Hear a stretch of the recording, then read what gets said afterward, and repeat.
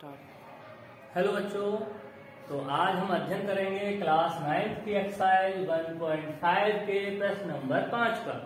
तो पहले प्रश्न पढ़ते हैं। देखें, प्रश्न है निम्न के हरों का परमेयीकरण कीजिए। तो यहाँ हमें हर का परमेयीकरण करना है। सबसे पहले समझते हैं परमेयीकरण। परमेयीकरण क्या होता है? तो आपने पढ़ा होगा पिछली कक्षाओं में और इस कक्षा में भी पढ़ा होगा कि परमेय संख्याएं, क्या पढ़ा होगा? परमेय संख्याएं। ठीक है, तो हमें इसको हर को परमेय संख्या के रूप में बदलना है, कन्वर्ट करना है। तो क्या करेंगे? देखें, जैसे आपने परमेय संख्या पढ़ी थी, क्या होती है? जिसको p बटे q के रूप में लिख सकें और जहां p और q दोनों ही पूर्णांक हों, दोनों ही इंटीजर्स हों। अगर ये दोनों इंटीजर्स हैं, पूर्णांक हैं, तो इसको हम परमेय संख्या कहेंगे। ठीक है, तो हमें यहाँ हर में पूर्णांक लेके आना है। तो यहाँ दो क्वेश्चन है, दो प्रकार के आप देख सकते हैं कि एक तो देखो सिंगल संख्या वाला है, जिसपे जहाँ बटे में एक संख्या लिखी है उसपे केवल एक पे ही अंडर रूट लगा हुआ है। यहाँ देखेंगे दो संख्याएं हैं और दोनों के बीच में माइनस का चिन्ह है, यहाँ देखेंगे प्लस का चिन्ह है।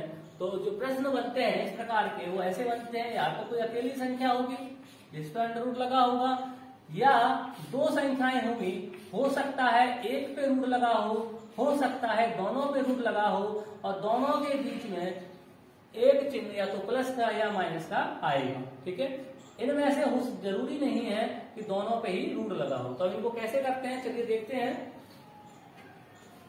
देखेंगे हम सबसे पहले पहली संख्या को देखते हैं, 1/√7 को। जब भी इस प्रकार की संख्या आ जाए, अकेली संख्या जिसके बटे में केवल एक ही संख्या पे अंडर रूट लगा हो और साथ में प्लस या माइनस करके कोई दूसरी संख्या ना हो, तो क्या करेंगे? हम इसी संख्या का ऊपर नीचे यानी कि अंश और हर में गुणा कर देंगे। इसी संख्या का अंश और हर में गुणा कर देंगे। तो देखिए, गुणा करते हैं। √7 का 1 से गुणा करेंगे तो √7 ही रहेगा, और √7 का √7 से गुणा करेंगे तो क्या हो जाएगा? 7 हो जाएगा। 7 कैसे हो गया कि रूट में है दोनों, 7 का 7 से गुणा हुआ, जब इसका वर्गमूल लेंगे तो क्या आएगा? 7 आ जाएगा। ठीक है, तो ये इसका क्या हो गया? हर का परमेयीकरण हो गया। अब हर को अगर हम लिखना चाहें, 7 को अकेले देखें तो 7 क्या होती है? तो परमेय संख्या होती है। अब देखते हैं इसका दूसरा प्रश्न। दूसरा प्रश्न है आपका 1/√7 माइनस के √6। देखें, यहाँ दो संख्याएं हैं, दोनों पे रूट लगा हुआ है, बीच में माइनस का चिन्ह है। तो जब भी ऐसे प्रश्न आए कि दो संख्याएं हो सकता है एक पे अंडर रूट का साइन हो, एक पे ना हो, और एक उनके बीच में प्लस या माइनस हो, तो क्या करते हैं? तो हम हर के कॉन्जुगेट का गुणा करते हैं।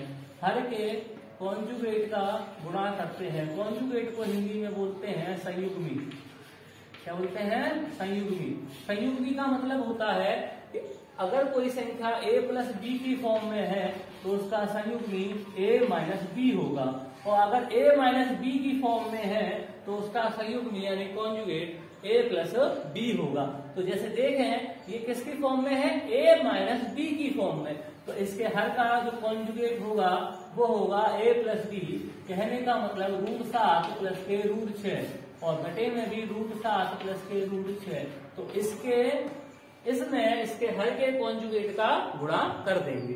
तो कॉन्जुगेट का गुणा किया हमने, तो ऊपर देखेंगे 1 का गुणा करेंगे तो इस पर कोई फर्क नहीं पड़ेगा, ये ऐसे ही रहेगा √7 + के √6। नीचे जब गुणा करेंगे तो देखेंगे, आपको सूत्र थोड़ा सा याद आ रहा होगा, a - b और a + b। ये किसका सूत्र होता है मल्टीप्लाई करते समय? वर्गांतर का, a² - b²। तो ये हो जाएगा √7 का स्क्वायर माइनस √6 का स्क्वायर। ऊपर रहेगा √7 + √6 और नीचे रहेगा √7 का वर्ग करेंगे। जैसा कल बताया था कि वर्ग से वर्गमूल का चिन्ह हट जाता है। वर्ग से वर्गमूल का चिन्ह हट जाता है तो यहाँ आएगा आपका 7, और यहाँ माइनस का साइन है, और यहाँ रहेगा आपका, फिर इसका वर्ग करेंगे तो 6 हो जाएगा, और 7 में से 6 घटाएंगे तो 1। तो ये आ गया आपका √7 + √6/1। और 1 को आप हर में लिखें या ना लिखें कोई फर्क नहीं पड़ता। तो इसका आंसर हो गया √7 + के √6। तो इसके जो दो प्रश्न रह गए हैं उनको आप स्वयं करके देखेंगे, और मैं 2-3 प्रश्न और दे देता हूं, उनको भी आप नोट कर लें और अपने आप करने का अभ्यास करें। चले प्रश्न लिख लेंगे आप अपने आप। एक प्रश्न लिखे,